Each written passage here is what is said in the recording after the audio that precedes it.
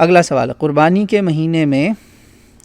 مہینے میں بال کالے کروانا یہ ہیئر ریموول کا کام، what I think something like that. ہاں یہ جو ہے نا یہ اس طرح کی چیزیں، بال کالے کرانا اور جسم سے ہیئر ریموول وغیرہ کے کام، اپنی مینٹیننس یہ ہو سکتی ہے.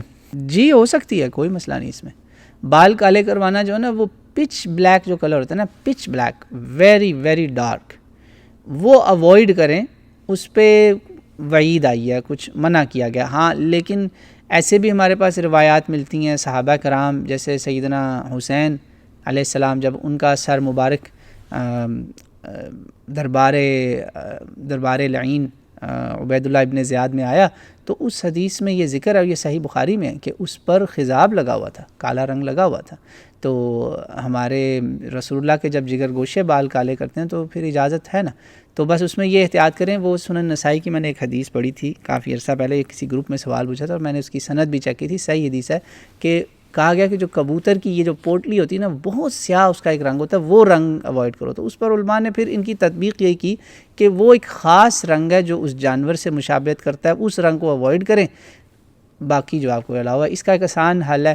بہت ساری یہ ہیئر کلر چیزیں جو ہوتی ہیں، میں خود نہیں ابھی تک استعمال کرنے کی ضرورت پڑی، لیکن جو کرتے ہیں ان کے لیے میں بتا رہا ہوں. میں نے دیکھا ہے ہمارے کچھ لوگ ساتھی، وہ مطلب بزرگ جو حضرات ہیں، وہ ڈارک براؤن جو ہے نا وہ لے لیں تو اٹس آلموسٹ بلیک. وہ آپ کر سکتے ہیں. بہرحال in long story short you can do it.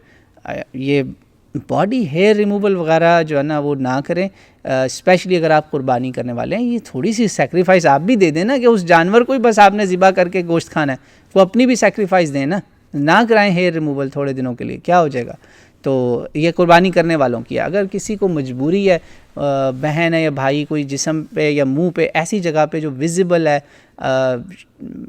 Family کے لیے بھی برا لگے گا، یہ وہ اگین غیر مردوں کو دکھانے کے لیے نہیں، وہ مجبوراً کرانا ہے تو وہ کرا لیں انشاءاللہ. تو I hope this answers the question. ایک اور سوال ہے جی، یہ کووڈ 19 سے ریلیٹڈ ہے.